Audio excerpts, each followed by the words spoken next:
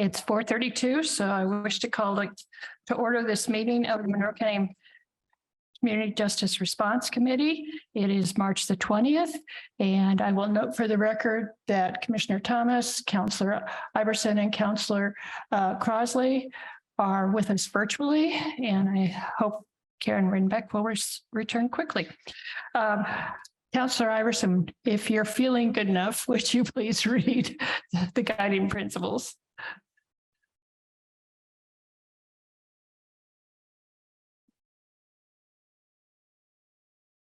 You need to unmute.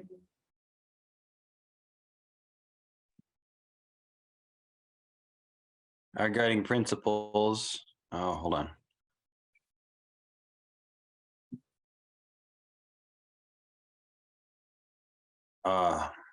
Sorry.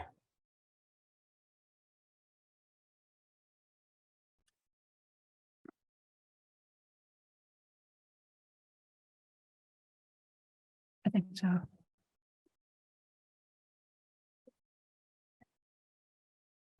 My apologies. It's not on the agenda online. May I please respectfully ask that someone else read it? Councillor Wiltz, do you have your hard copy? Yeah. Happy to, yes. Thank you. The Community Justice Response Committee's guiding principles, recognizing our commitment to public safety, we will work collaboratively and transparently to 1, prioritize treatment over incarceration when appropriate. 2, build a justice facility that meets constitutional standards and treats inmates with dignity. 3, address inequities in race, economic status, disability, national origin, sexual orientation, and gender. And 4, reduce the number of people entering the criminal justice system and reduce recidivism for those who are or were in the system. Thank you very much. We'll now have a roll call. This motion.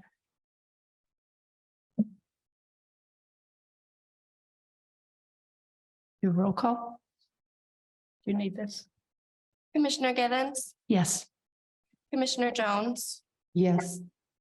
Councillor Wiltz, Here.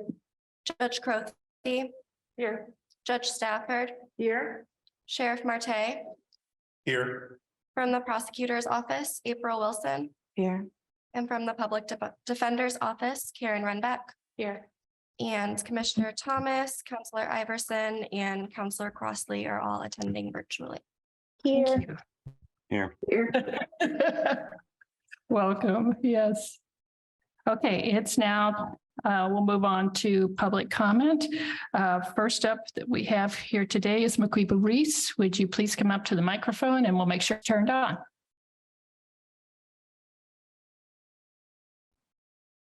Good afternoon. I'm sorry. Here. I'm sorry. Come on, brother, here. Stand. Hey, I'm living. Hi there. So I have 3 minutes. Yes, thank you. All right. Thank you. Hi, everyone. My name is Maquiba Reese, and I serve as the president for the Monroe County NAACP. And to the Community Justice Response Committee, leadership, accountability, and public service. The mission of the NAACP is to achieve equity, political rights, and social inclusion by advancing policies and practices that expand human and civil rights, eliminate discrimination, and accelerate the well-being, education, and economic security of Black people and all persons of color. Aligning with our mission, we members of the Monroe County branch of the NAACP seek to address some concerns and issues, a call to action as the CJRC moves forward in making very important decisions that affect the people of Monroe County. As elected officials, many of you have requested our support and attended several of our events, such as Freedom Fund Banquet each year. We provided space and acknowledgement. And we also have given opportunity at the annual MLK celebration, where ideals of justice, equity, and peace are amplified. Now is the time to hold you all accountable to ensure the citizens of this community, including those who are incarcerated, are cared for, supported, and respected. We emphasize the need for effective leadership that is consistent, thoughtful, and strategic leadership that prioritizes the human conditions. We understand that some time is strong determination of next steps, but reports and presentations provided in previous meetings indicate the urgent need to improve upon certain conditions that facilitate and, more importantly, respond to the needs that occupy them. We call for the clear implementation of a system of checks and balances where no one is exempt, from county commissioners to the sheriff's department and everyone in between. As public servants, we call for you to do the hard work with the highest level of transparency, meetings, questions, constructive criticism with kindness and consideration instead of avoidance and insults. In the same vein, we are compelled to express our disgust and frustration with disrespectful treatment that Councilwoman Jennifer Crossley and Sheriff Ruben Marte have been subject to as convening of the CJRC. As the only two people of color involved at this level, these individuals deal with enough outside of this space and simply because of the color of the skin, of their skin. The very public display is deplorable behavior, including rude tone and comments, microaggressions, dismissive body language, and gaslighting by Commissioners Penny Givens and Lee Jones. In response to Councilwoman Crossley and Sheriff Marte are in direct opposition to the spirit of collaboration that should be evident in these types of settings. Additionally, we call for committee members who witness this behavior to hold your colleagues accountable. If you do not speak up, you are complicit, which can do much just as harm. If you are seeking to say something, please say something and speak up. In closing, we encourage the CJRC to be true to your commitment to public service. Do your work in public, engage in the community, embrace collaboration, not just on your terms, but on the terms of every stakeholder involved. We also take this time to express gratitude for the recent authorization by the County Council to allocate additional funds for cleaning and maintenance of the jail facilities and for supporting the proposal for hiring additional staff members of the facilities. We thank you for your service and recognize that this work is challenging, but to whom is much given, much is required. You took an oath to represent the people of Monroe County, and this is a prime opportunity to put your best foot forward and honor the responsibilities you have been entrusted with those that you serve. Thank you so much. Thank you, Ms. Reese.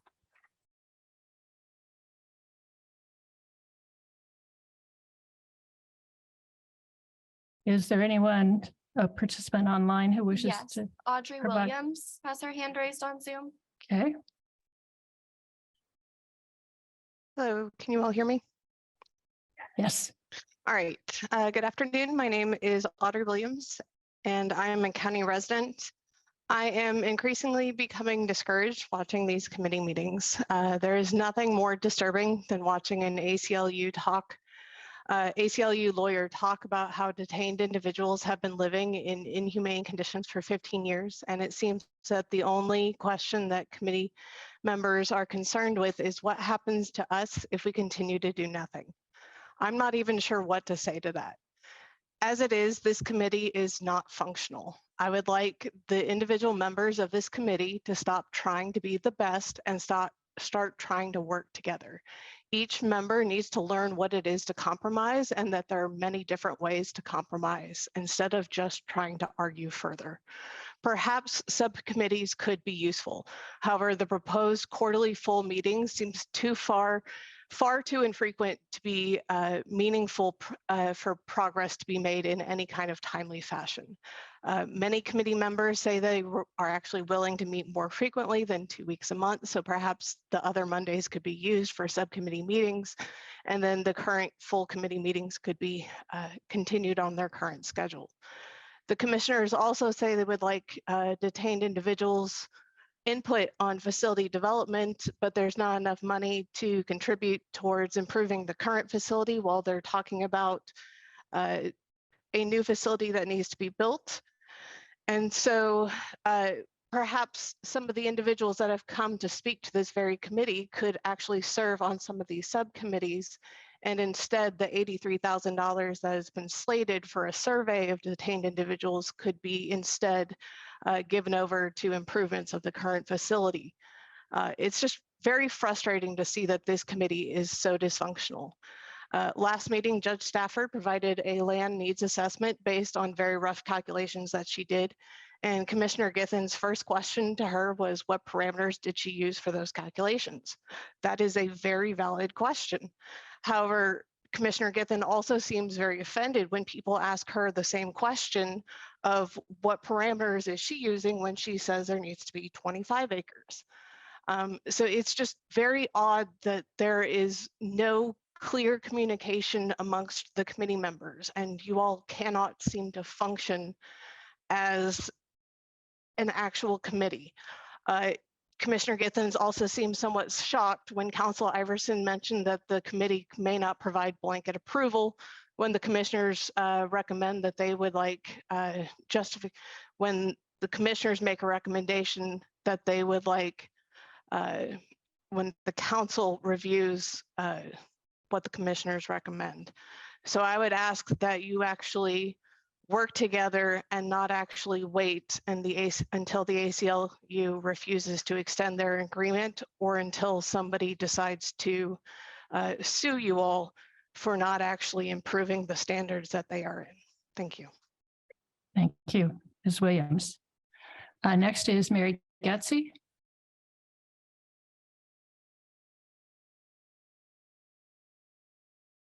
Good afternoon.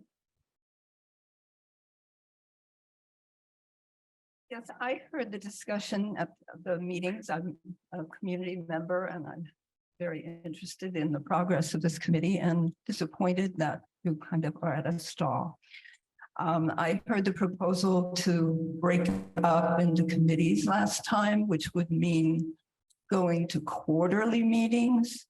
I feel shut out as a community member. I can't believe that there would be 2 more meetings in this room for the entire year. And that if we wanted to know what's going on, we'd have to keep pace on 4 different committees.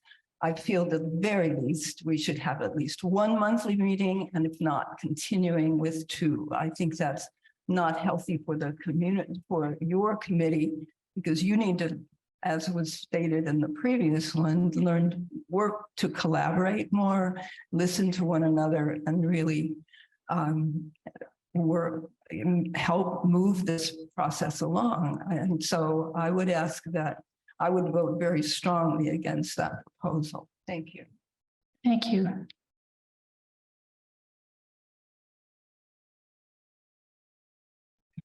Is there anybody else virtually? Okay, then next is Isabel Piedmont Smith.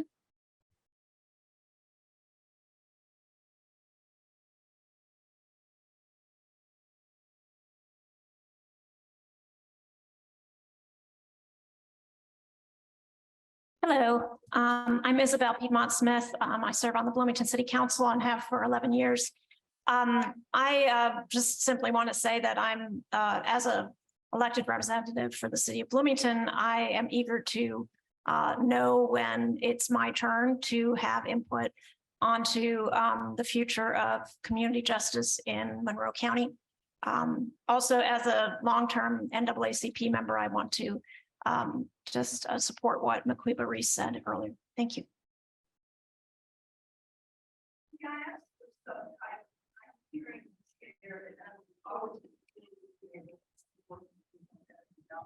Sure, TSD, can you turn on the closed caption? It's on this one, but not on the big ones. Thank you, Judge Stafford. Thank you.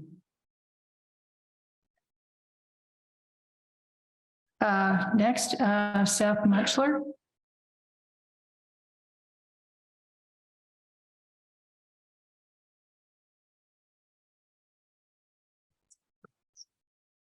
Good afternoon. I actually had 2 public comments that I was trying to decide between, so I'll email you the alternate. Good afternoon. My name is Seth Mutchler, and I'm a resident of Monroe County. I plan today to criticize the request for qualifications or RFQ process and decisions made within. When I saw there was a slated April 3rd presentation by RFQ committee, I was presumed that meant that the committee would be presenting to the CJRC and public for input and feedback. It turns out instead, they'll be saying, we made a decision without you, here it is, deal with it. 2 months ago, in mid-January, the jail facility RFQ committee already met with the 3 firms who gave proposals. On March 8th, The RFQ committee gave the commissioners their recommendation. The commissioners plan on voting to grant the contract to the selected firm, DLZ, at their meeting this Wednesday. The original request for qualifications from the county states that, quote, the committee will request presentations from each submitter. These presentations will be open to the public and may include a public display / presentation, end quote. These presentations occurred, but they were not open to the public. So what's the big deal? Well, beyond the total lack of transparency, the chosen firm DLZ brings up many concerns. This is the same firm that was responsible for the current jail's 2007 and 2010 interior renovations and 2014 interior improvements. I don't want the same company who failed to fix our current jail designing our next one. In addition, in designing the Elkhart County Correctional Complex, quote, the Criminal Justice Facility Assessment Study identified an initial need for 1,000 adult inmate beds, end quote. Somehow, though, they ended up with a facility holding 2,800 beds. This is what happens when you hire a company who proudly boasts they have completed $1.25 billion in justice work in the past 5 years alone. I already desire to hold on forward momentum with this project due to moral, fiscal, political, and pragmatic reasons. I am further against this new construction, given this egregious lack of transparency and questionable judgment. I call today for the county commissioners to not vote on any design firm until both the public and public officials have had an opportunity to weigh in and there is a consensus on next steps. I fear the commissioners will give no heed to this call, however. So I secondarily call upon all of the other members of this committee to hold them accountable and ask that you follow in my demand. Thank you for your time and for your attention. Thank you.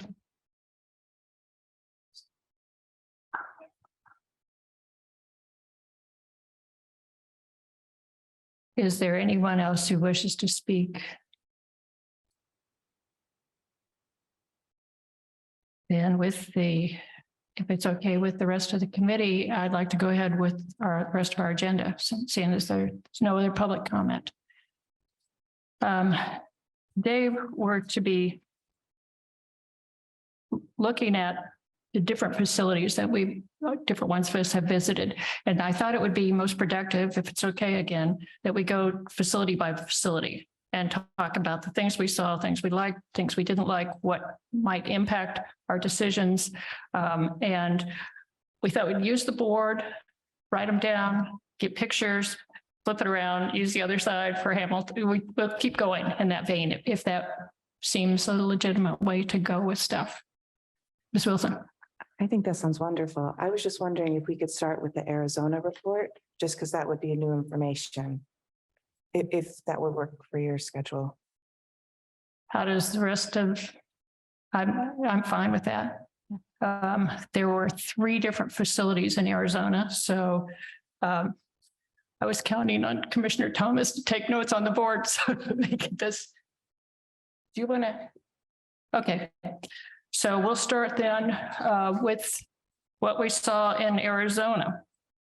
The first place that we had visited out there was Maricopa County. And I would like to clarify for the record that Sheriff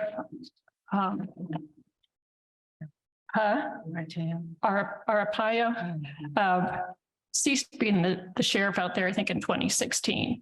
And that we visited one of the 5 jails in Maricopa County. This was a new jail that had been completed just 2 years ago, and it was divided into different sections. Basically, there was an intake, transfer, and release section. There was something that was a short-term hold area, and then there was what was called the Watkins area. And so I think it would be best if we started with the intake, transfer, and release section, because that was the first part that we saw.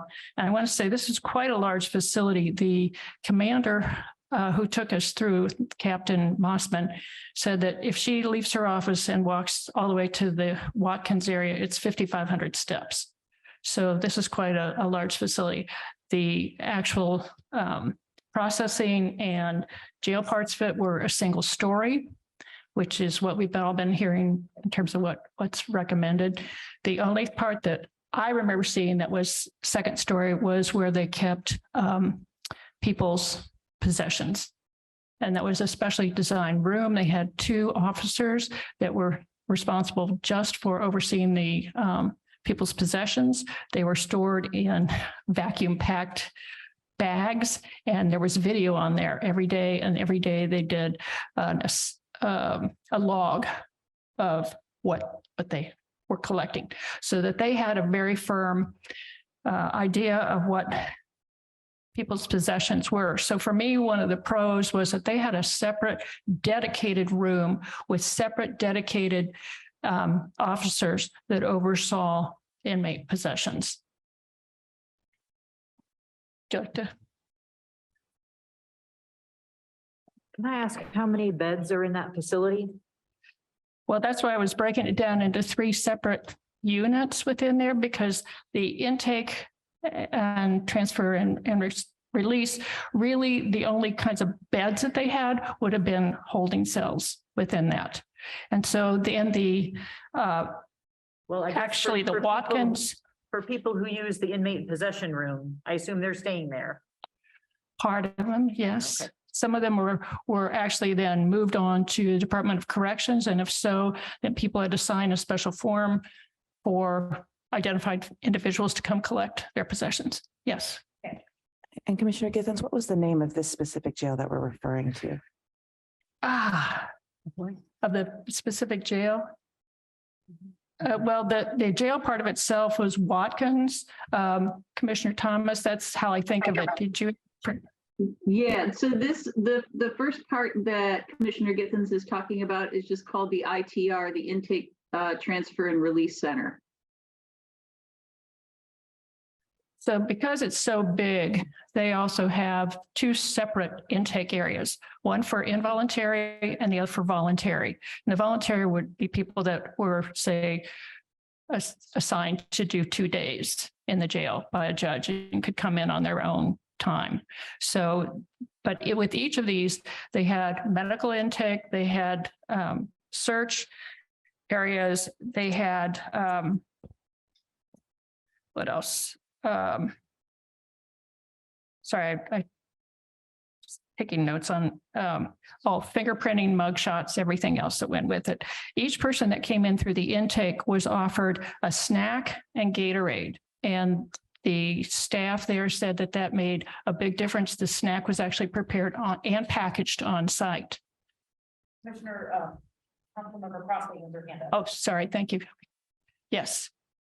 So for me, that was another pro that they had, immediately gave them snack and beverage, which they said calmed many of the people. Yes, sorry.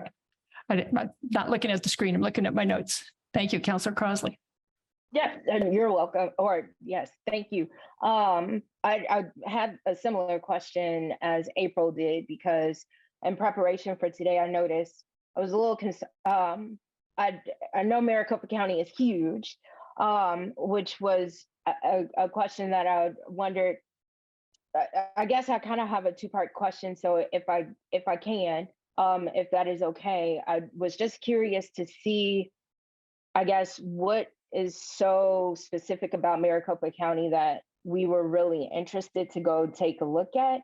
And my second question is, I see that they mentioned the 5 different jails, and I know some of the jails were either an all-male facility or an all-female facility, and then there was one that is kind of a little bit of both. So I was curious, you said you don't know the name of the jails, because there's the 4th Avenue jail, the Durango jail, the Estrella jail, Lower Buckeye jail, and the Tower jail. And they all have a large amount of bed counts. So I was just curious to figure out which one, which one. If I go back, I've got the address recorded in my notes. I can go back and then provide that later to you. This was an all-male facility. Okay. We were told that the females were kept in a different facility.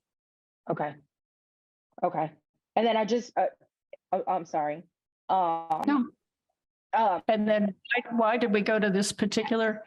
Right. The impetus for the trip was largely driven by going to look at a crisis center that was in Pima County, which is Tucson. And so because we were headed out there to look at that, which is pretty unique, we wanted to see other things along the way. We didn't want to just make it a one-stop kind of trip. And the way they have things set up was different than what we saw in at least the jails that I visited in Indiana with regard to how people are processed. And also once they are in the facility, they try to allow people as much freedom as possible. And one of the things that they did in the actual jail part was what they called direct supervision. And they had an officer inside the pod with the individuals. And so in addition to having cameras and a central kind of observation post, they had somebody in there on a regular basis. This was also the only facility that I have seen where each kind of unit had its own recreation area. And they basically could go out there almost any time that they chose during the daytime. They weren't restricted. They didn't have to be transported. It really reduced the personnel that was available. And also people, the attitude was, we want to treat you how we want you to behave once you leave here. The philosophy was to give you I'm not saying this correctly, but is to be as positive about your time there as possible, so that the better you behave, the better you were treated. In the unit that we saw, or one of them, like I said, you could basically go out to the rec yard anytime you wanted. The group could decide whether they could do basketball, do volleyball. The day we were there, it was a very energetic volleyball game. There was a hot water dispenser off on one side. So if you had your ramen or something else that you need something hot for, it was right there. You could stir it in. There was a big, enormous day room with individual chairs so that it wasn't just the table and the seat bolted down to the floor. It could be moved around. We saw rocking chairs, which are very soothing to certain people. There was a big 75-inch TV that would give people an opportunity for something to do. And one of the comments we heard was, with the direct supervision model, if people were good, instead of saying, okay, lights out at 10 p.m., you can stay up till 11:30. Instead of saying, here's what you're going to watch today on TV, we've got 3 different movies scrolled up. Which of the 3 do you want to watch, or do you want to watch first? The other thing is, in that least restrictive unit, every single person in there, and they could hold up to 80 in that, every single one had a tablet to use. And they had, let me look for my numbers here. They had, I think it was 800 educational opportunities available on the tablet for each person to use. Now, that's a lot of money, but it also, if that provides people with education, provides them with things that they can stay busy and something to look forward to as they leave, hopefully it reduces recidivism as well. They also use the tablets for interacting with their lawyers, with their families, and at times with medical issues, if I remember right.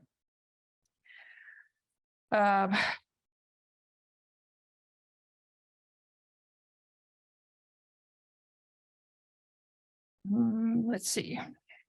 Oh, I wrote down their philosophy. The philosophy at every step is act like an adult and we will treat you like an adult. If people came in with money, it was immediately deposited through an ATM, and on exit, people were given that money back on a debit card so that they weren't worried about extra cash going through, that there shouldn't be any problem with that. There were 2, if I remember, 2 court rooms in the facility, one for misdemeanors and one for felony arrests. And they basically ran their courts once every 3 hours, 24/7. Commissioner Thomas, you want to add some stuff here? Sure, I was just looking through my notes as well. I think it's one of the important things here is that there's 3 separate units involved here. The first one is the Intake Transfer Release Center. The second unit we looked at is called the 512 unit, which is a holding facility for short-term stays. They don't have staff, so they can't open it, but the building's done. And then the third unit we looked at Maricopa is the Watkins Residential Center. So those are the three units that we looked at. I think one of the important things we learned from these folks is that they had worked on the blueprints with their designer for the facility. And in Arizona, there's a different government setup than we have in Monroe County. But they said that what happened was a regional fiscal oversight body took the blueprints and made changes to reduce costs. And then the blueprints weren't returned for another review. And so a lot of things were missing, left out, shortchanged that were really important to the jail staff. And so I think, this is something that really informed our take on how to manage this facilities subcommittee and how to ensure that once we have an initial set of blueprints that we're basically going to walk it around to every single interested relevant party to get feedback before sending it back for review. And just keeping everybody in the loop is so important. That was a really critical thing that we learned just from the staff there. And some of the things that they talked about help us understand the process and the flow of the facility and the significance of that. And also the decision-making about the order to place certain things in that booking process. For example, do you do the scanner first or the medical review of the arrestee first? And so there are a lot of little details like that we learned a great deal about by going to this particular ITR facility.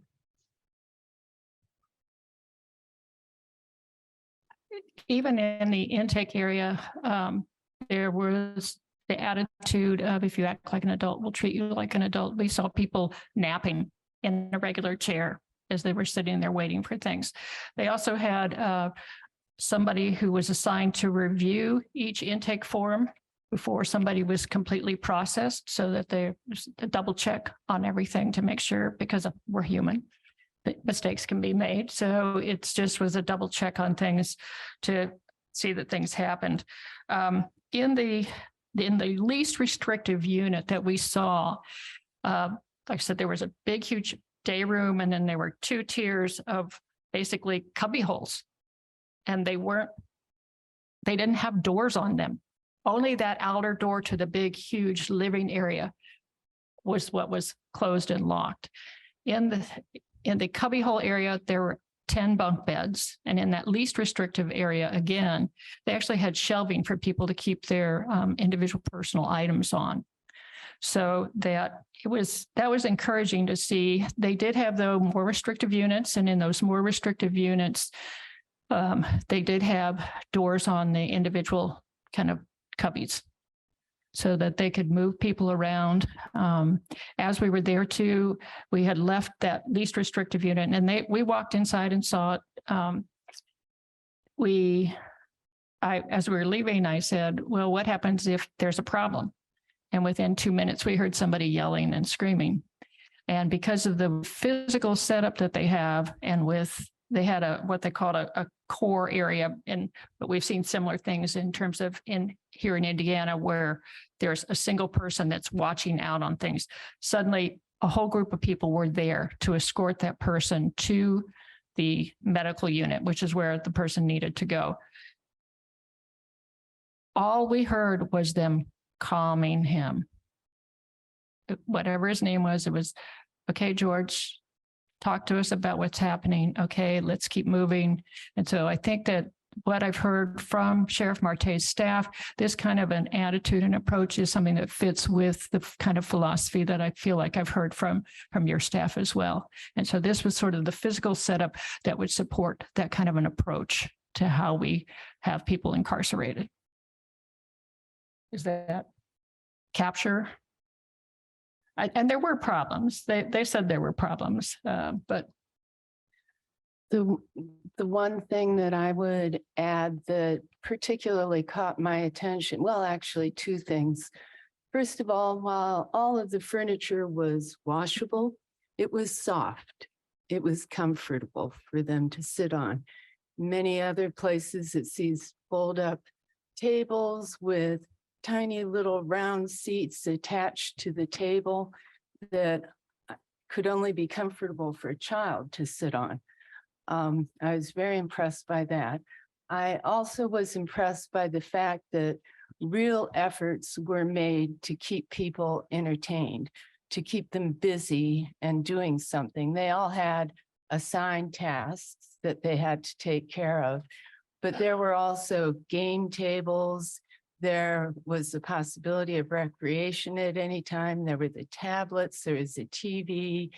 There were just a lot of things that kept people's minds engaged, so they didn't need to resort to some of the behavior we've seen in our jail where people have, or at least used to have, nothing to do. There's hands right. raised. And we've got hands raised. Yes. Thank you, Counselor Iverson. My question is about the ITR. Can you talk about how they handled release in the jail system there? Yes, they actually went back through a thumbprinting and a two-finger fingerprinting to ensure that it was the person that they thought that they were releasing. And that's the point when they were given the debit card with any cash that they might have walked in with.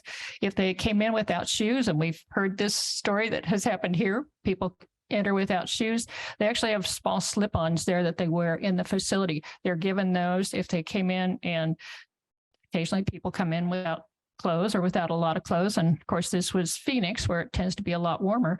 At exit, they will give them a set of paper clothing as well. So there was a very much a checklist, but it was pretty thorough.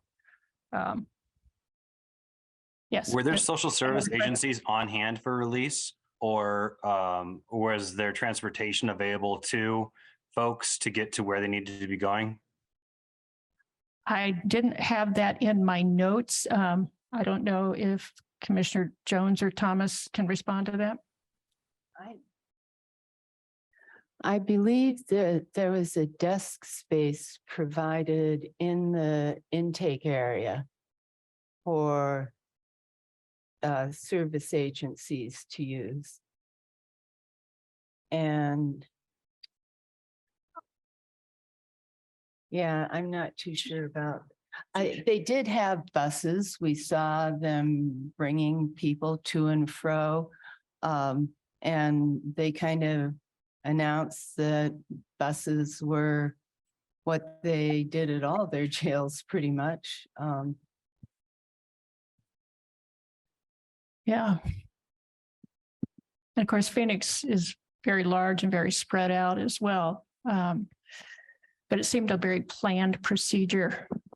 Commissioner Thomas, can you add to that, or what's your question or addition? Yeah, a couple things. So I think we were most impressed with how Yavapai handled the release side of it. So we're going to, I think, talk about that in a second, which is, it was a really great system. So we can shed some light on that.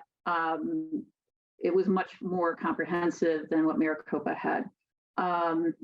And in terms of Watkins can hold up to 1,600 inmates. It typically has 1,300 to 1,400 population. So obviously, even though this is just one facility among many in Maricopa County, it is much bigger than anything we're going to build.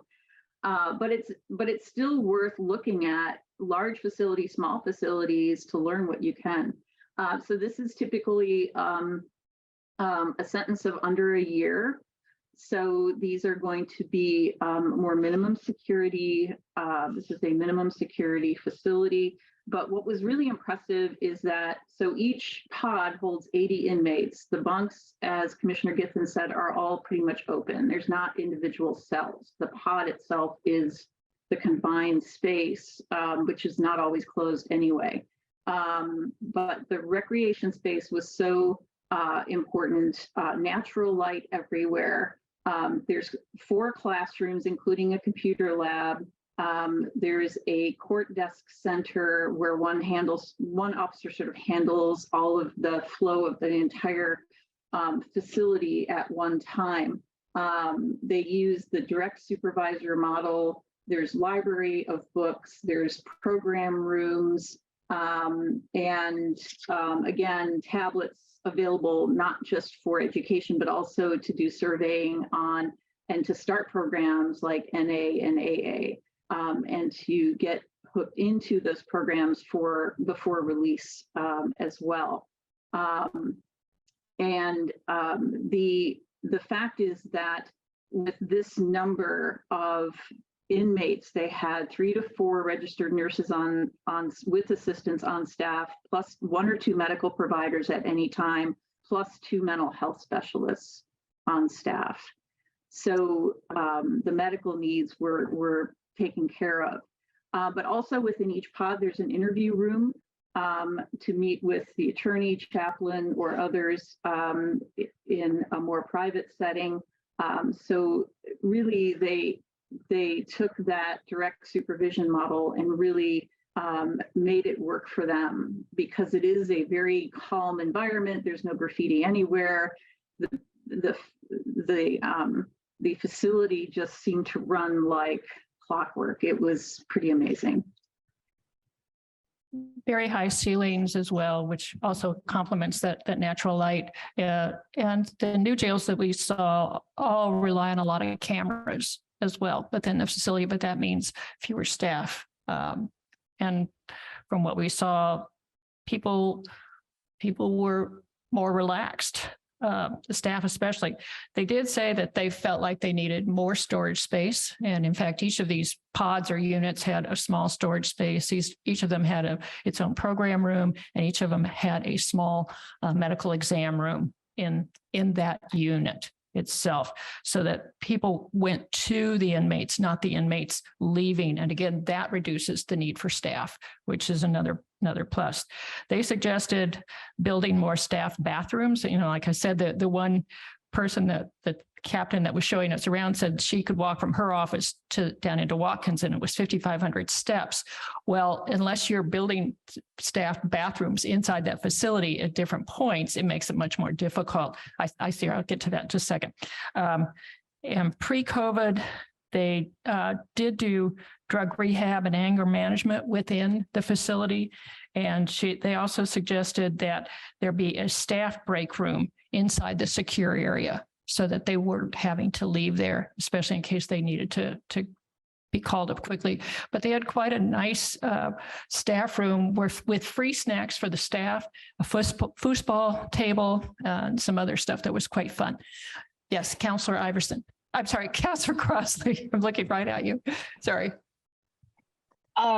So a couple of things, and I'm trying to put on my visual glasses on top of the glasses I already have on. And I was just curious to see, I started to ask this question because I really like taking photos with folks that are being housed in facilities. It gives me a little bit pause, because I don't want this to seem like it's a circus where we're paying attention and looking at everybody as they're going through, because they're in a very vulnerable state of their life at the moment while they're being housed there. But I'm finding it really difficult almost to kind of follow through. Do y'all have like any pictures from this, or do you have any kind of like floor plans or anything that we can follow with? And then I guess my follow-up question would be, you and Commissioner Giffens, you might be getting to this here shortly. I hear a lot of likes, but I was just curious to see, like, what are some of the cons to or this particular location that y'all went to go see? Well, some of the cons were, more staff bathrooms, staff break room inside the secure area within Watkins. Not enough storage, changes made without going back to the people to ensure that it met the needs of the people that were working there. So there were cons to it, definitely. We were asked not to take photos, and I think that's probably common practice a lot of places. So we don't have photos of the facility because of that. I have a picture of the outside, but that's it. Yes. Yes, Commissioner. I was wondering, you mentioned that there were 2 courts in this particular jail and that they ran 24 hours every 3 hours. Was that solely for initial hearings or for the life of a case? Because you also mentioned that there were buses, and I wasn't sure if that was transporting inmates for other purposes. I know it was for initial, and I honestly couldn't tell you if it was for ongoing. I do know that they also could use their tablets for hearings if they were wanting to, if they didn't want to have the in-person. I know that it's their right to have an in-person hearing if they wish. I'm sorry, we could email them. We had a very good relationship, I felt like, with the folks that we were working with. Do you know, Commissioner Thomas? Yeah, so what I have in my notes, the county court has hearings every 3 hours, including a night and weekend court, and this is just for initial hearings. And again, this is in the ITR. So that's why they would just have initial hearings. The second court that's there only goes into session twice a day on weekdays, and that's the city municipal court. So they have a county court, and then they have the city municipal court, and there are different setups. And the municipal court hears misdemeanors only. And then along with that, they have a victim space so they can watch the proceedings safely. And there is space for attorney interview rooms, and there's a public viewing room, but since COVID, they've changed that to a TV-based space where you can watch the hearings in a separate room out just inside the facility in the lobby. The judges can also conduct hearings in isolation cells if somebody is put into an isolation cell for whatever reason, or in the medical area if they need to do that. So that's how they conduct hearings at the ITR. Judge Stafford. Thank you. I just wanted to clarify for anyone here that we do not have separate city and county courts in our area. Some other parts of the state do. We only have county courts. And if we compare 1,600 beds in that facility to maybe 450 beds in our facility, that's roughly a 4 times larger facility. How many, what percentage, what is the total population of the county served by this? If that's Maricopa County, or if this is a portion of Maricopa County, so I can get an idea of scale. Oh, I didn't look that up. I looked up Pima County, where Tucson is, which I think right now, if I remember right, Phoenix is the 6th or 7th largest city in the United States because it's been growing so quickly. I think it's the 3rd largest county in the United States population-wise. It's huge. So in terms of comparison, that is not really an apples to apples comparison. It is maybe not within our reach to have that volume. Of course, which is good, of course, right? Of course, but we thought it was beneficial to look at, because Yavapai is much smaller. So we're looking at a large range of these facilities to get a sense of design issues and ways to accommodate inmates and staff safety, that do stretch across no matter how many inmates you have. Can I ask a quick question? Of course. Do you know what their budget is in comparison to what ours would be, or do we have any idea? I don't have that either. Thank you. I know that they, like many places around the country, are short-staffed, that they are down a good number from what they would like to have. And so that'll impact what their outlay is in any given year right now too. They did also have an isolation hallway for people that were on suicide watch, and that way they could have cameras, and they did check, 4 times an hour, which would be pretty standard, I think, for what goes on. But they had that as a separate location that they could work on with people. Do you have anything else to add to this? No, I don't.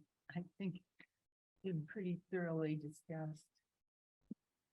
Do you have anything else, Commissioner Thomas? And are there any other questions about what the facility is? I'm sorry that we weren't allowed to take pictures and we don't have a layout for you.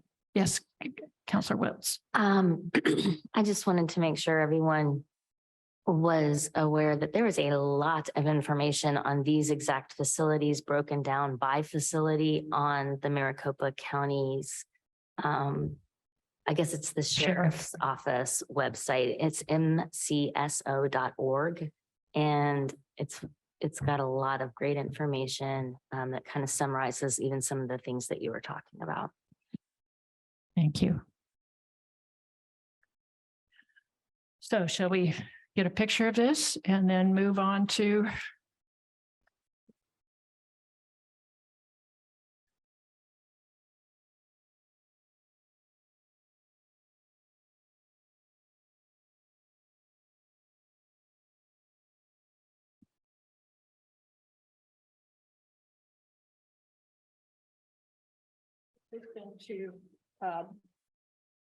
Yavapai, which is Yavapai is Prescott, which is the second place we went. And in Yavapai, they already had one jail. Sorry, I need to go back to my notes here. The Camp Verde jail, they referred to it as. And what we saw was a facility that was almost at completion in terms of being built. And this was a co-located facility where there were courts right there at the location. And the courts were the front of the building, and the courts themselves were a 2-story. The jail that we saw was a single story. And one of the unique things that there, we went on the tour with Captain Stump and Brent Cambriel, but we also were accompanied by Bea Thayer, who was the release coordinator for that county. And this was a very unique situation because anyone, sort of the minute they were brought into the facility, they were assigned a release officer or release coordinator who would start to already talk about what their release was going to look like. And this was very, very unique also. It's not their primary jail. It's they had an early disposition court, and the intent is that at this new facility, they would keep people for approximately 2 weeks after their initial disposition. One of the suggestions that they had for us while there was that to think about a separate processing area for juveniles and to have a separate accommodation area. I think that we handle juveniles differently here. And so I'm very pleased about that. But that was what they were talking about. They get state funding for their release program. They also use some federal dollars and profits from their commissary to help fund this release program. They have a crisis stabilization unit within the facility that can hold people for up to 23 hours. And individuals at this facility, and again, each county, it seems out there is different, and they're huge in terms of just the geography of it. But there they would stay in the intake area until they see a judge. And this can also be by a video hearing. And they also, like Maricopa, they have a weekend and holiday judge, and they do initial hearings throughout the day. The release coordinator has an office in the intake area itself. And when I say that they have somebody assigned at intake, the release may be 3 months off, but that person still follows the inmate throughout. One of the cons that they told us about is that they've made an error when designing their detox cells. There was no space in them for a bunk. There was, it looked like what could be a seating area. It was about this deep. It would not have been comfortable for me, and I'm not a big, tall person, to sit on that. And there was also a bump out in the middle of part of the cells so that you couldn't get a visual, and there were doors on both ends of the cell. You couldn't get a visual to see everything on the other side of that bump out. So one of their recommendations to us, which I feel is really useful, is that we always ask for 3D designs to look at what's being built. In this particular place, they had 5 different units, and in the 2 big units, they had a single rec area that was shared by the 2 units. It was placed between the two jail units. But that meant that somebody couldn't just use it throughout the day the way they could in Maricopa. They also had to worry, they're north and their climate is a lot more like ours. So they had to worry about things like, since it was open air, whether the drains would freeze, and building the drain so that, you know, might be wrapped with wire and that kind of thing, a heating coil to keep it from freezing. So there were just little things that they brought up as we went through. They had a centralized control, both in Yavapai and in Maricopa counties. They did not use steel cells, which is what we saw here in Vigo and Hamilton counties for the people that went on those tours. These were concrete block and then covered with, I don't know what you cover with, but, yep, whatever. But they were not the steel cells. But even so, in Yavapai, they could access things from the back of the cell, which is another important thing, apparently, as you're building things, because you can shut water off to the individual cell more easily without having to go in. You can control things in a different way. They had a really nice training and staffing area for their staff, and they had a separate fitness room for their staff as well. I didn't feel like what we saw in Yavapai, and this is not a criticism, but it didn't have the same kind of light, natural light that we saw in Maricopa. It just didn't give you that sense of calmness in there. But they were very, very thorough in designing their intake. All of it can be from one side or the other. You can move people through. The big thing there, though, for me, was that there was a release center right on site. When you were released from the facility, you walked maybe 50 feet at most, not even that. 25 feet. And you immediately went into this release facility. It was purpose-built for this. And if my notes are correct, and I encourage support here, trying to mind. The release release facility had change-out rooms for people. They, as I said, was co-located. They work with the release coordinator. They had community navigators there. They have a release coordinator one release coordinator on staff at night, 2 during the day. There's a community navigator that has access to the courts, to different services, to providers. In that release area, they had a small store area. They had waiting area for folks that are coming out and their families to meet them there. They could work with probation there, court liaison, the health department. Different service providers were just offered offices within that facility. And it had a much calmer, nicer feel to it. And that was a place that if there was a delay in transportation, you could sit there and it felt comfortable and good. So my colleagues, please. Yes, Judge Stafford. How big is Yavapai County and how many beds were at that facility? So, yeah, Yavapai I County, do know Pima County. What? What? Yavapai County is very rural. It is the size of New Jersey. The county is the size of New Jersey.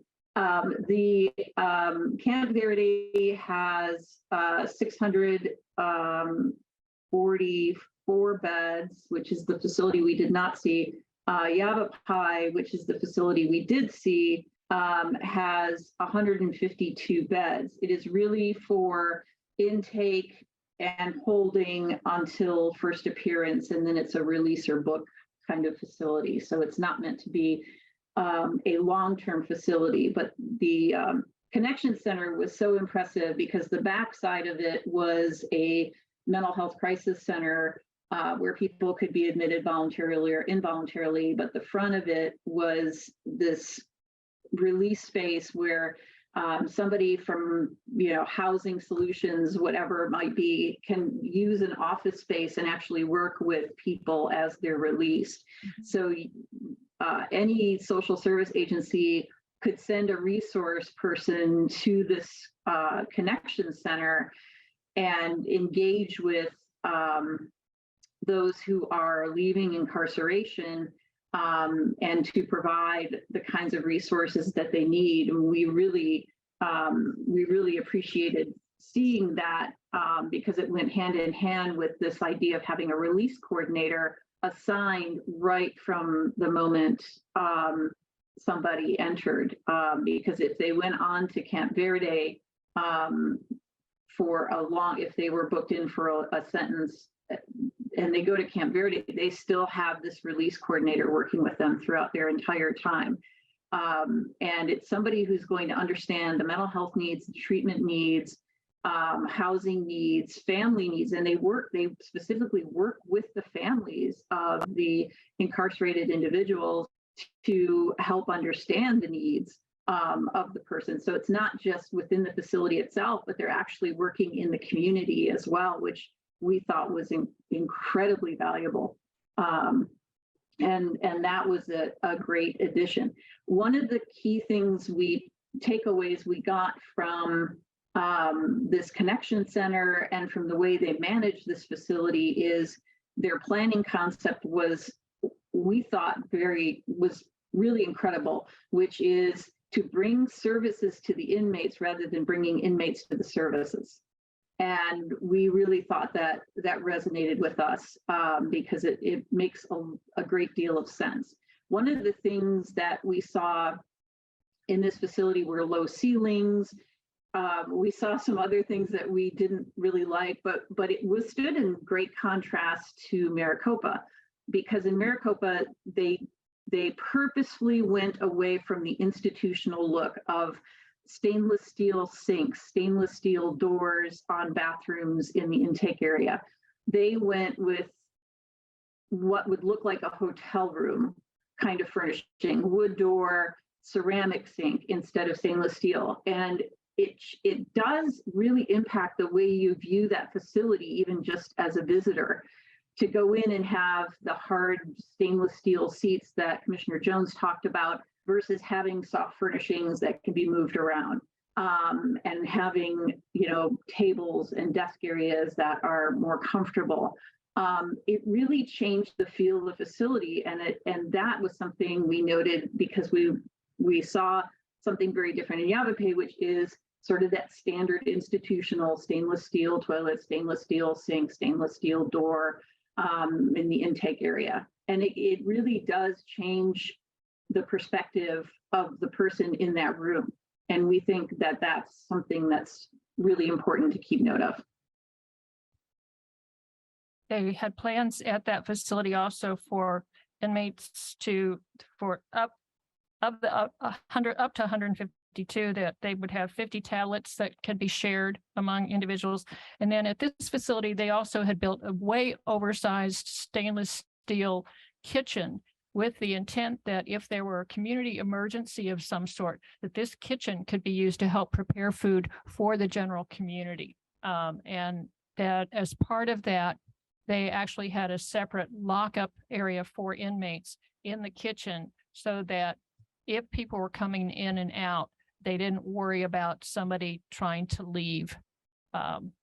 They could quickly shuttle them in there and then quickly release them. And they were also, like the other areas that we saw and is also done here, trustees do help with cooking the food, and they can do some of the same things that Sheriff Marte has talked about with the Serve Safe and other job skills. So it was this big kitchen as well as the release center there that made an impact on me. Anything else, Commissioner Jones? Not that I'm thinking of. I think the two of you covered it pretty accurately. It was due to open in about 2 months, probably is opening just about now. They were just finishing with the painting. Right. Yes. I do have two follow-up. One, I think what I'm hearing is they actually have two different jail facilities. The first one for a short term, which is about 150-ish beds, and then another one, which is a larger facility, around 660. So they have two different jails, correct? Yes. Okay. We didn't see the big one. Okay. And then you mentioned a release coordinator. I wasn't clear on the title, so I apologize. Can you tell me, from understanding what their job responsibilities, how that was different than our current pretrial release program? Because that seems like a good place to understand gaps. I couldn't answer that because I don't know enough about our own pretrial release program. So it's my understanding that if you were out there, one of the things, if you needed healthcare when you exited, they would try to line things up. If you needed to be signed back up for your Medicaid, if you needed to work on housing, if you needed to be linked with your family again, that the release coordinator, that's part of what they could do. Not all. I'm not claiming that that's all, but they were trying to make the transition back into the community as smooth and as permanent as possible. They also had a grant to study whether or not this kind of programming helped to reduce recidivism. Can I ask one? Of course. Sorry to I would add that they, I would add that they also will link the inmate with their probation and with the appropriate courts as well. So they really serve as sort of a criminal justice and community and familial liaison. It's really quite impressive. I would also add that their pre-release was available 24 hours, 7 days a week on holidays, which we haven't yet been able to do with ours. Sorry, Judge Crothy? Yeah, I think that program sounds great. I was just wondering if you found out like how much that costs. You said theirs was partially state funded. Do we have, I don't know the answer to this, funds in Indiana for that sort of program? They said that they also use some, what she referred to as federal RSAP dollars, as well as some of the profits from the commissary to help fund it. So I have not looked into these federal dollars, but I certainly think that's something that we could explore as we move forward with people. But you don't know their budget, I'm assuming. Well, at this point, because they hadn't opened there yet. Oh, okay.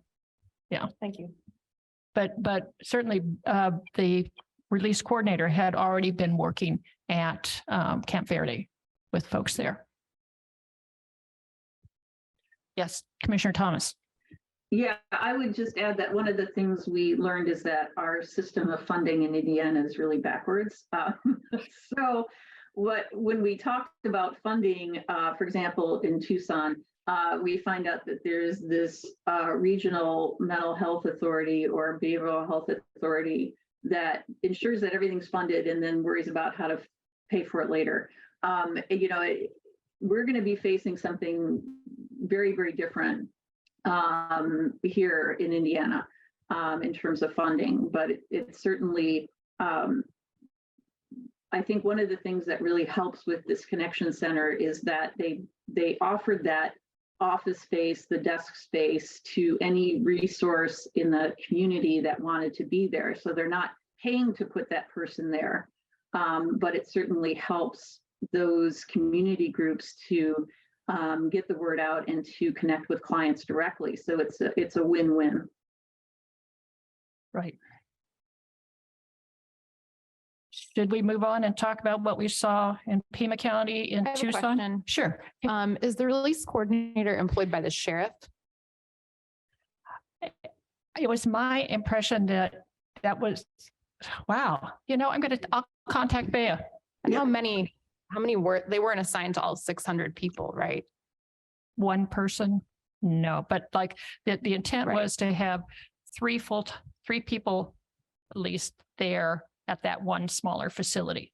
And so Three I don't know. coordinators for 150, I don't remember. Yeah, 52 but some of people. those move through pretty quickly, right? Because they're short term, some of them. Okay. Yeah. Okay. Yeah, They were employed by the jail. Yeah. Yeah, they were employed by the jail. Is that what you have in your notes? Okay, so yes, they were. Okay. So I will ask the group at this point, we were going to leave some time at the end for different comments here, but would you rather us go through what we saw in Pima County as thoroughly as we can? I mean, Pima was for me the real highlight of part of what we saw and really speaks to some of the treatment issues that we would all like to see here. But I want to take the kind of temperature of the group. Should we just go and then stop again in 10 minutes or what? I don't know if people have other things they wanted to say.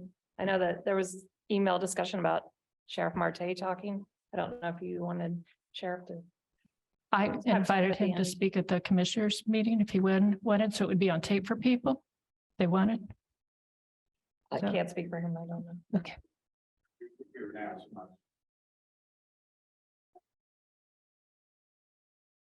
Thank you. Maybe it would Thank be you. Very helpful. gracious. Oh, sorry, Commissioner. Yeah. Maybe it would be helpful if we, because I would like to hear the sheriff's presentation. If maybe the next agenda, we could create some space for that, especially since I'd like to hear if there's any other current needs that we need to be aware of to be supportive of. I just want to make sure we're checking in, if that's possible. Oh, thank you. Okay. Counselor Iverson. Crossley, yes.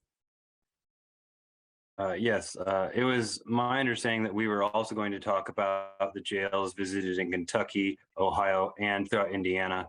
I think it would be nice to make the time for all that today to get that out of the way. And it would be nice to extend the meeting a little bit so that we could get to all those facilities that we visited for comparison's sake. Counselor Crossley. Yeah, I was just gonna echo what Councilor Iverson said. I know we have had, this has been like the moment we've all been waiting for in terms of trying to hear the visits, because I definitely wanted to hear, and I think everybody wanted to hear about Arizona and the other ones. And I also think those that went through Hendricks and Kentucky as well. But I just echo what he said. And if I don't know if it is, I know we have a real hard time of, cutting it off at 6, but I'm a big proponent for extending if possible, but I do want to hear all about the visits as well. What are the other members? I wondered if the commissioners had made any decision on the number of beds. We have not. I would Because- also ask in response to one of the gentlemen who spoke publicly earlier, if the commissioners have any thoughts on the different architects and a public presentation, as I feel that would be very helpful for all of us to hear from the different architects and to hear what kinds of things they're recommending. I'm personally very nervous about the thought of us ending up with a 2,800 bed jail. I don't think any of us are thinking in that direction, but I would like to hear from them. For me, part of this is what other things do we do in our community besides the jail? do we build a treatment facility? And Counselor Iverson and I have been into some discussion with people. There's going to be some money available through the state, we think, for treatment. So can we substitute beds for treatment that would do something differently? So that's for me, my personal holdup. I don't know about others. I don't want to speak for others. But are people willing to stay a bit? Judge No, I Crosby? was just wondering, could we just maybe hear about Pima? Would it be possible to talk about the other ones at the next? It seems like it's going to be an extended conversation, but I'm fine to do whatever, but I'm fine with doing the other meetings. I am going to the basketball game at 8. I'm just gonna leave. I'll just leave if I have to. Yeah, I'm happy to stay. I desperately want to hear about Pima. I also want to hear from the sheriff. I also want to hear from Counselor Iverson about the policy brief that he wrote. And I would love to talk about land options, and I would love to talk about subcommittees, and I would love to hear about the architects. So I would love to hear any information we can get shared, and I'll stay as long as it takes. Well, I'm willing to move the discussion of the other places to the next meeting, if that would fit with people, because I think what we saw in Pima is very relevant, like I said, for me, what kind of treatment is available, because we've heard people now for years, people from other counties, even in Indiana, saying the jail should not be a treatment center. It's the largest treatment center across the state for people with mental illness and substance use disorders. So in Pima County, which is 1,045,000 people, over 900 square miles, or no, over 9,000 square miles in Pima. I was looking at that for other reasons. We went to their crisis response center, and that is part of a campus that the county paid for. Their building itself opened in 2011.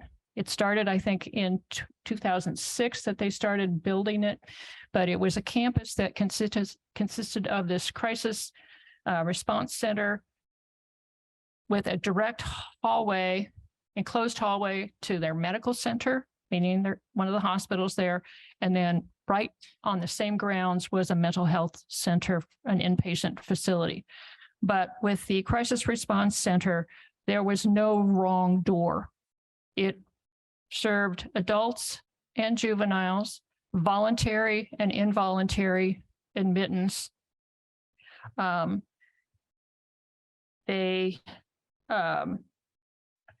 main jail was actually about 12 minutes away, and the facility was both what I think of as our zero intercept, and perhaps our 5 intercept for people that might be out on probation and parole. One of the 2 people that we met there was actually the mental health leader for the Tucson Police Department. That was his role, and he was there to talk about what law enforcement does. They can take Pima County law enforcement takes people to the crisis response center, and generally they're in and out within 5 minutes, 10 minutes max. And the way they have it set up is they have their own sally port for bringing people in. That's separate from the entrance for voluntary. That's separate. The adult is separate from the juvenile entrance. The facility is run by a private company called Connections. And they see thousands of people a year. Connections does not call law enforcement for assistance. They feel that they can handle basically anything. They get their handoff, and they view law enforcement as an equal partner.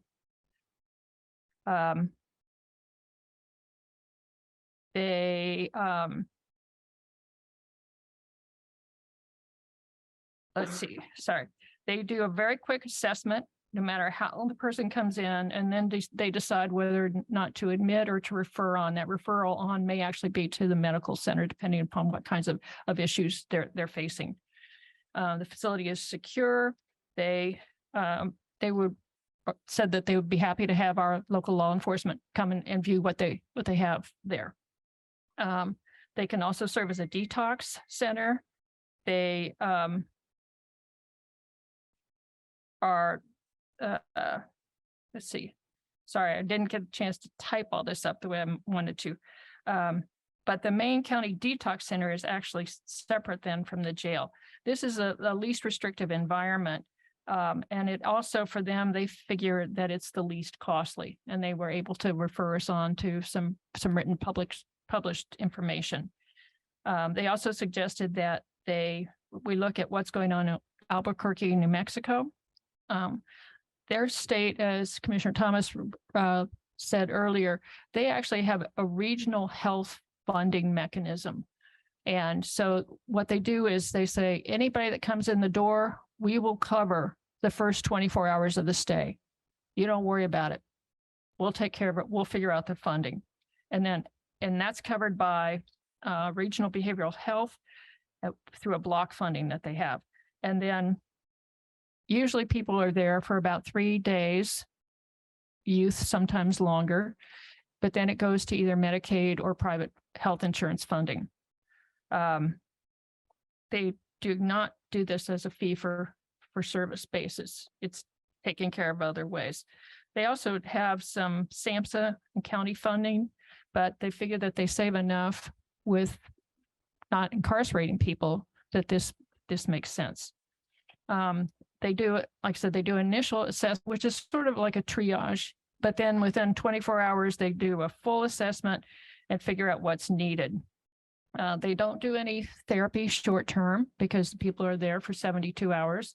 If they need to then go on for other things, they can refer them on and work with that. They see themselves as a stabilization facility for folks.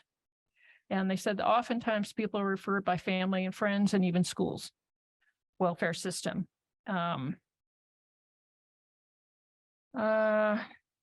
They rely on a strong network of other providers. And they also have mobile crisis units. And I don't know if others here in the area are familiar with this, but Centerstone through Stride Center has started a mobile crisis unit. So we now have that available as well. It took a lot of training. Their law enforcement is trained in trauma-informed care. They go through that as part of what they do. They don't use handcuffs for people that they bring to this crisis center. And they actually, what they called it was mental health first aid for all their law enforcement officers that they put them through as training. Let's see what else. They have a dedicated law enforcement entryway. There is sort of no wrong door is their philosophy. If you're already in the facility, you don't know if a patient, which door that patient was brought through, just because everybody is filtered into a hallway and then they're there. Staff is distinguished in terms of their roles by the colors of uniforms that they wear. And if you're there in and going through sort of that de-escalation, you're in sort of a room where all staff is able to observe you. So the nursing staff is there working with the psychiatric staff, is working with social workers. Everybody is there working together in the room that can look out on over the group that's there. Let's see. They also felt like the needs of the involuntary patients were different from voluntary patients.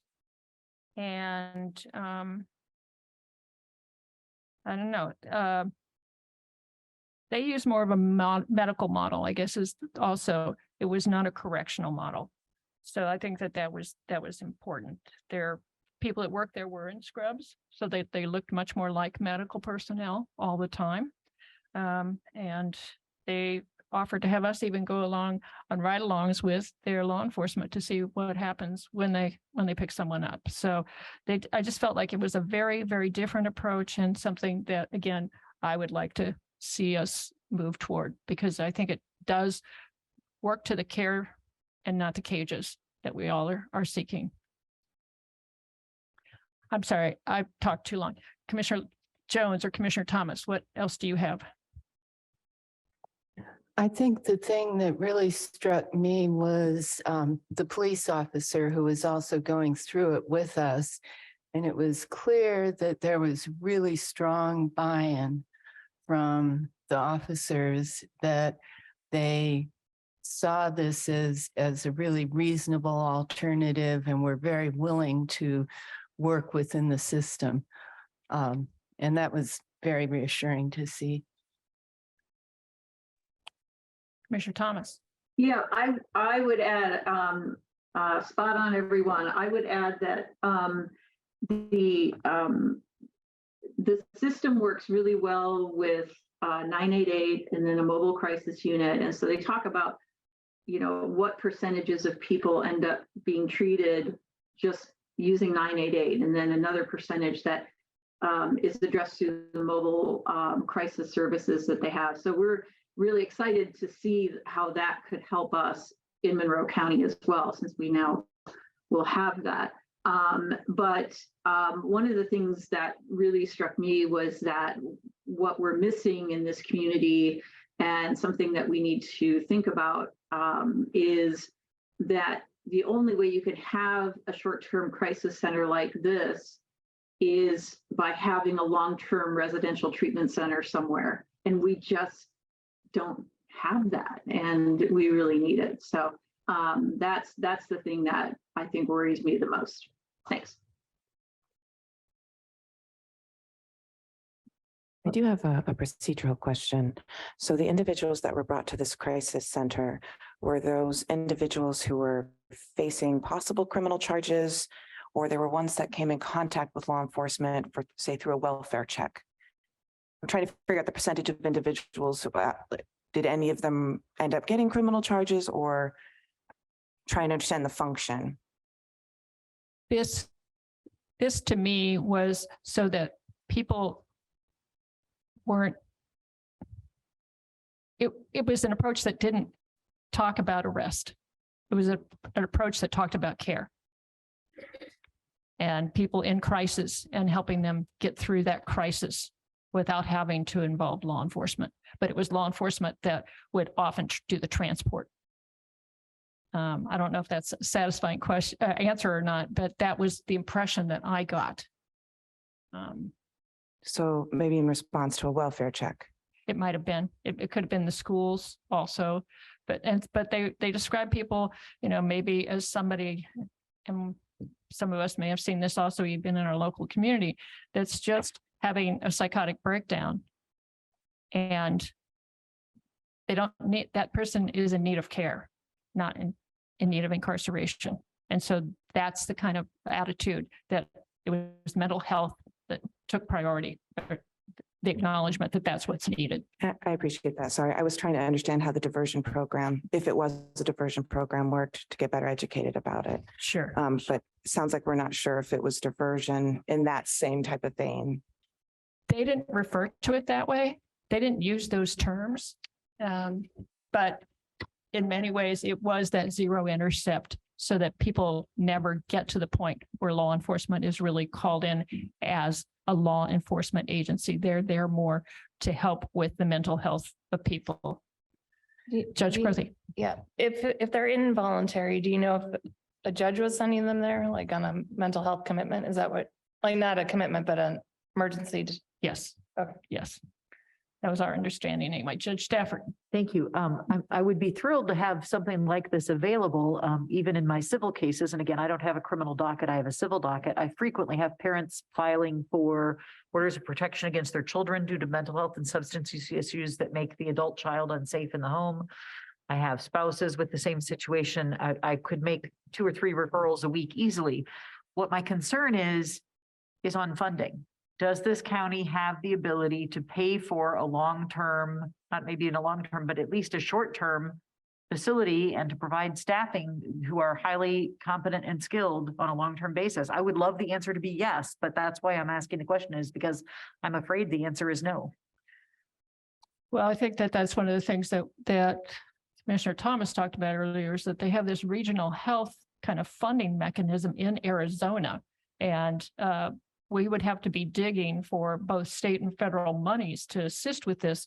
But they also felt like they saved a good bit on the jail side with this. So I don't know if it also then saves on the use of the courts because people are not then involved in the court system. These are some of the things I don't know. So it sounds like to me that this particular example, the Pima County one, is a private health facility that is running everything. Yes. And it's a resource utilized by law enforcement as well as the community for behavioral health services, whether it's crisis or, well, maybe mostly crisis, because you said it's no more than 72 hours. But also it's the attitude that we take care of people and then we'll figure out how we get paid right to take care of them. And so that first 24 hours to the comments here those were taken care of by either the county or that regional, as my impression was more the regional funding mechanism. And then after that, they could bill for insurance or for Medicaid. And so when I was looking up information on Indiana, we have a quasi expanded Medicaid program in this state. And so it's going to take digging to figure out if we could do the funding through that mechanism. But I did start to look already on some of that, see what we can do. Yes, Councilor Iverson. And to that point, I would encourage everyone to contact their legislatures and encourage passage of Senate Bill 1 and House Bill 1006. Both of those have funding mechanisms to expand the services that we're talking about. And so, hopefully we can start moving towards what Commissioner Thomas was talking about in Indiana. But I agree with her, we're nowhere close. Yes. I apologize. I have to leave for another meeting. Yes. I think there are several of us that have other obligations tonight. Commissioner Thomas, did you have anything else to add about what we saw in Pima County? And again, like Commissioner Jones said, the buy-in from the law enforcement was so strong that that's one of the people that was there to take us on this tour and to talk about with us about what they were doing out there. I think I was, that Tucson officer was so impressive. One of the things he talked about was how there's this cultural shift in the Tucson Police Department itself. And it's really stuck with me. And he said that we're not pursuing a warrior mentality in our community, but a caretaker mentality. And I just thought that was so meaningful. And I assume that also reverberates into the other aspects of their criminal justice system. So I thought that was really impressive. Yes. And I will try to pull up and share with people the article that we were referred to that was actually done by somebody out in Pima County on some of the cost differences that they saw, the savings that they saw from this. Because I think that also, and I think it's probably far less wearing to law enforcement to have these kinds of facilities available as well. And certainly far less wearing for the jail staff to have others taking care of some of the folks that are in crisis. Judge Stafford. How can we take a next step on this? How can we determine whether we have the ability to pay for anything like this? How can we move forward if we don't know those answers? In other words, I think everyone here at the table would love to see a facility like this, or I'm just going to pretend that we would for a moment. I know I would, but how can we take the next step in planning if we don't know if we can pay for something like this, which would be, I think, much more expensive than a jail? Not that it's not worth it, but are the dollars there? They are there in other places. We need to do some digging. Like I said, I started to look already at sort of whether or not we can find money through Medicaid, whether or not we have the ability to bill private insurers. What's the cost savings to the county? Meaning we divert some funds away from the jail to a treatment facility like this. We pay a lot right now for the medical that is done in the jail. And part of that is for psychiatric nurse practitioners and people like that. So we might be able to also save at that end if we have this other kind of a treatment thing. But it is expensive. Counselor Iverson and I were on the phone today with Linda Grove Paul at Centerstone, and just to staff Stride Center. Did she tell us $600,000 just to staff the Stride Center for a year? Is that correct? Yeah, it's really expensive. And right now, House Bill 1006, which is this very thing that we're talking about right now, is allocated with just $10 million for the entire state, which is just simply not enough. This is such an expensive endeavor. And so that's what we're trying to figure out right now is what exactly would this cost to create something of a regional center like this, or even a local center like this. And just, there's two sides of that coin. One is the cost of construction, but then what Commissioner Githens was getting at too is the cost of operation is something that unless we have outside funding, this county cannot sustain. Let me just ask for comparison. I believe the psychiatric nurse in the jail is less than one full-time equivalent. Is that right? Or is it one full-time equivalent or two? I don't know. I apologize. In other words, do we have 40 hours a week, 80 hours a week? I think we have 80 hours a week. I think that's because we approved the contract. Okay. All right. Mr. Commander Gibbons. Yeah, the psychiatric nurse. I was just curious. Okay, thank you. Okay, so just to repeat what Commander Gibbons said, if I'm inaccurate at all, please correct me, but it was the equivalent of 2 full-time positions, 80 hours a week of psychiatric nurse practitioner. Is that correct, sir? Okay. And then there also are 2 licensed clinical social workers, right? Yes, those are the people we're talking about. Okay. Those are the social workers are the nurse practitioners. No, But that's what I was trying to get clarification. So we have 2 80-hour social workers. We have 1 nurse practitioner that's part of the ACH staff. But that Okay. focuses on medical only. Okay. typically. So do we have anyone who can prescribe mental health medication in the jail? Yes, The nurse practitioner? yep, through our mental health providers. Okay. So when we are looking at what cost savings we would have, I guess my question is to Commander Gibbons and to Sheriff Marte, if we had another facility like the one they're talking about, that would essentially be a state mental health hospital, but maybe more functional and locally based, would you no longer need the psychiatric care within the jail itself? Well, you would still need that. That was my, so I don't see that, for example, we could save any money by taking those services out of the jail. Because I would worry that we still are going to have people who need to be incarcerated, whether for their safety or the safety of the community, but who still deserve and need mental health treatment. We're still going to need to have mental health treatment available within the jail. I agree. I was Okay. trying to give the commissioners time to fully make their statement. And then I was backing that up with what you just said, because you're right. We cannot just get rid of it from jail. Okay. We'll always need that. Oh, yeah. Okay. Yeah. So I appreciate that. I didn't want to step on your toes. I just was very concerned about. That's Okay. that's completely legitimate, I think. Yeah. Sorry.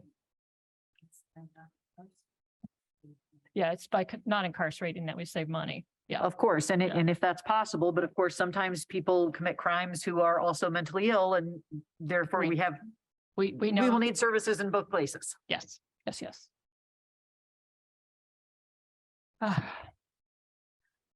Well, it is 6:10. It sounds like we will continue our discussion of all this and hear Sheriff Marte's presentation on April the 3rd. And then we'll figure out what our next steps are. Does that work? I don't want to keep people super late, and It works for us. We're ready. So it's up to the committee members what they decide. So we're fine. And I didn't mean to step on Sheriff Marte's You did toes. If not. you had other stuff you wanted to say, I didn't mean to foreclose that in any way. You did not. And Counselor Iverson has something also. Sorry.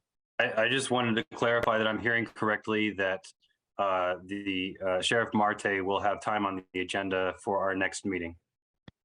Yes. Okay, wonderful. We'll make that happen. Thank you. And thank you to everybody who's here tonight. I hope that some of these discussions are the kinds of things that are encouraging. And there's a lot, it's clear that we have a whole lot of work to do. Thank you all. And thank you, Ms. Mosier. Oh, can y'all still hear me? No. So Iverson is, yeah. Did you have? Okay. Yeah, I just had a really quick question. Because we had a lot that we heard from the commissioners in terms of the visits. And it was really kind of hard to follow what was written on the dry erase board here in Zoom land. So I was just wondering, you know, like we heard like the oral report of the visits.